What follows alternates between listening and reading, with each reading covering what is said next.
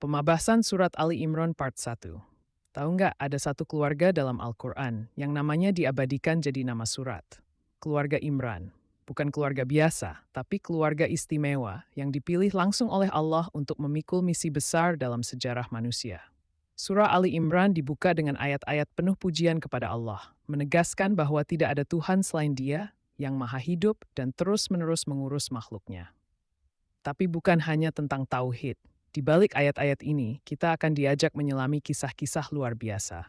Seorang wanita yang menyerahkan anaknya sepenuhnya kepada Allah, seorang bayi perempuan yang ternyata menjadi ibu dari salah satu nabi terbesar, dan seorang nabi yang lahir tanpa ayah. Tapi sebelum semua itu, mari kenali dulu siapa sebenarnya Imran dan keluarganya. Kenapa mereka begitu spesial hingga Allah menyebut mereka dalam satu ayat bersama Nabi? Pembahasan Surat Ali Imran Part 2. Bayangkan seorang ibu hamil yang sepenuh hati bernazar kepada Allah. Ya Rab, anak ini akan aku dedikasikan sepenuhnya untukmu, untuk mengabdi di Baitul Maqdis. Dalam hati, ia berharap anak itu laki-laki, karena hanya laki-laki yang bisa mengabdi di sana saat itu. Tapi ketika lahir, ternyata perempuan. Ya Allah, perempuan ini tidak seperti laki-laki katanya. Tapi Allah tahu lebih baik. Anak perempuan itu adalah Maryam, wanita suci yang kelak menjadi ibu dari Nabi Isa AS. Dari doanya yang tulus, dari ketulusan niat sang ibu, Allah munculkan sebuah kisah besar.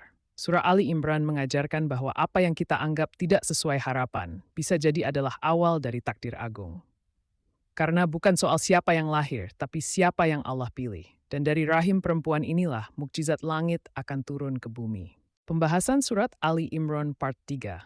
Bayangkan seorang anak perempuan kecil, tumbuh di tempat suci, dijaga dan dibimbing oleh seorang Nabi Zakaria AS. Maryam kecil bukan anak biasa. Setiap kali Nabi Zakaria masuk ke ruang ibadahnya, ia terkejut. Di sana sudah ada makanan. Bukan makanan biasa, tapi buah-buahan segar yang tak sesuai musim. Dari mana datangnya? Maryam menjawab dengan tenang, itu dari Allah. Sesungguhnya Allah memberi rezeki kepada siapa yang Dia kehendaki tanpa hisab. Momen ini mengguncang hati Nabi Zakaria. Jika Allah bisa memberi rezeki tak terduga kepada Maryam, apakah mustahil Dia memberinya keturunan meski ia sudah tua dan istrinya mandul? Maka di tempat suci itu, dengan hati yang penuh harap, Nabi Zakaria berdoa memohon anak. Dan Allah menjawab, lahirlah Yahya, seorang nabi yang lembut, bijak sejak kecil.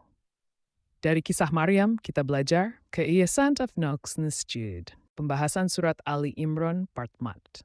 Di antara kisah-kisah luar biasa dalam surah Ali Imran, lahirnya Isa S adalah salah satu yang paling mengguncang. Seorang gadis suci, Maryam, yang tidak pernah disentuh laki-laki, tiba-tiba mengandung. Ia tidak berdosa, ia tidak berbuat salah. Justru inilah mukjizat dari Allah. Allah menciptakan Isa tanpa ayah, sama seperti Dia menciptakan Adam tanpa ayah dan ibu. Sesungguhnya perumpamaan Isa di sisi Allah seperti Adam. Dia menciptakannya dari tanah, kemudian Dia berkata kepadanya, jadilah, maka jadilah ia. Tapi tidak semua orang bisa menerima ini. Lahirnya Isa menjadi ujian. Siapa yang tunduk pada kuasa Allah dan siapa yang menolaknya karena logika dunia. Kisah ini bukan hanya soal kelahiran, tapi tentang keimanan. Bahwa Allah tidak terikat oleh hukum alam. Dan bahwa seorang bayi yang lahir tanpa ayah bukanlah aib, tapi pertanda. Pertanda bahwa pembahasan Surat Ali Imran Part 5. Surah Ali Imran bukan hanya berisi kisah yang menyentuh, tapi juga dialog yang menggugah logika. Allah mengajak ahlul kitab, Yahudi dan Nasrani untuk berpikir jernih. Mereka mengenal para nabi, mereka tahu ajaran tauhid, tapi mengapa justru menolak Muhammad SAW? Disinilah Allah menyampaikan argumen-argumen tajam dan mendalam, bahwa agama ini satu, dari zaman Nabi Nuh, Ibrahim, Musa, Isa, hingga Muhammad SAW.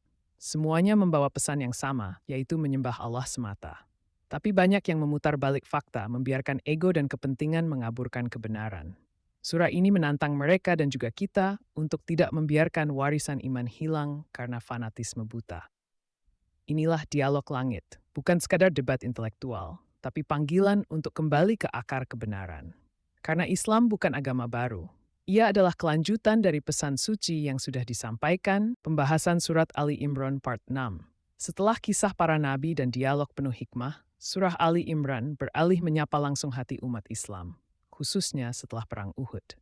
Sebuah peristiwa pahit yang mengguncang jiwa kaum muslimin. Mereka terluka, kehilangan banyak sahabat, bahkan Nabi Muhammad SAW pun ikut terluka. Di tengah rasa lemah dan kecewa itu, turunlah ayat yang luar biasa. Janganlah kamu merasa lemah dan jangan pula bersedih, sebab kamulah yang paling tinggi derajatnya jika kamu beriman. Allah tidak memarahi mereka karena kekalahan, tapi justru menguatkan. Karena dalam setiap ujian, Allah melihat siapa yang tetap teguh dan siapa yang goyah.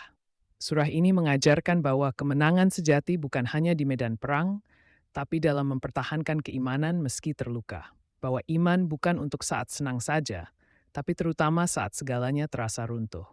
Di titik itulah Allah pembahasan surat Ali Imran part 7.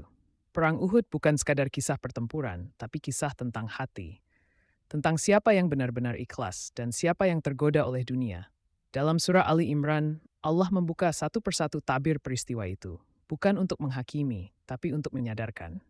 Ada yang melanggar perintah Nabi karena melihat harta rampasan.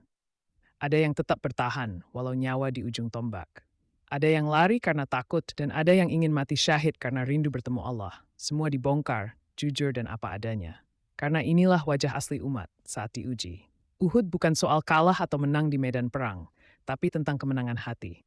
Apakah kita tetap teguh saat dunia menggoda? Apakah kita tetap yakin meski hasil tak sesuai harapan? Surah ini jadi cermin. Saat kita kecewa, ragu, atau merasa lelah di jalan iman, lihatlah Uhud. Di sanalah kita belajar bahwa luka. Pembahasan surat Ali Imran part 8. Dalam logika manusia, kemenangan selalu diukur dari hasil. Siapa yang menang, siapa yang kalah. Tapi surah Ali Imran membalik cara pandang itu. Kemenangan sejati bukan saat pedang di tangan, tapi saat hati tetap teguh meski dunia runtuh. Ketika banyak sahabat gugur di perang Uhud, kesedihan menyelimuti kaum muslimin. Tapi Allah justru menghibur mereka dengan ayat yang luar biasa. Jangan kamu kira orang-orang yang gugur di jalan Allah itu mati. Mereka hidup di sisi Rabb-nya diberi rezeki. Masya Allah, mereka yang gugur dianggap hidup. Bukan sekadar kenangan, tapi benar-benar diberi kehidupan mulia oleh Allah. Surah ini ingin menanamkan satu hal. Jangan nilai hidup dari apa yang terlihat. Taat di tengah cobaan, sabar dalam kesulitan, dan ikhlas saat diuji. Itulah kemenangan sejati. Dan siapa yang menyerahkan hidupnya untuk Allah tak akan. Pembahasan surat Ali Imran part 9. Di tengah hiruk-pikuk kehidupan, surah Ali Imran mengingatkan kita dengan satu kalimat yang menohok. Kehidupan dunia itu hanyalah permainan dan senda gurau. Kalimat yang sederhana tapi menyentil dalam. Kita sering mengejar hal-hal fana, harta, status, popularitas, lupa bahwa semua itu akan hilang seiring waktu. Allah dalam surah ini mengajak kita membuka mata. Lihatlah dunia sebagaimana adanya, bukan sebagaimana manusia membangga-banggakannya. Sebab dunia ini hanya ladang ujian, yang kekal hanyalah akhirat. Di sanalah hasil akhir ditentukan. Ali Imran mengajarkan, jika kita memandang dunia dengan jernih, kita tak akan mudah tergoda. Kita akan tahu mana yang harus dikejar dan mana yang cukup disyukuri. Dunia boleh dijalani, tapi jangan sampai melalaikan. Karena tujuan akhir kita bukan di sini,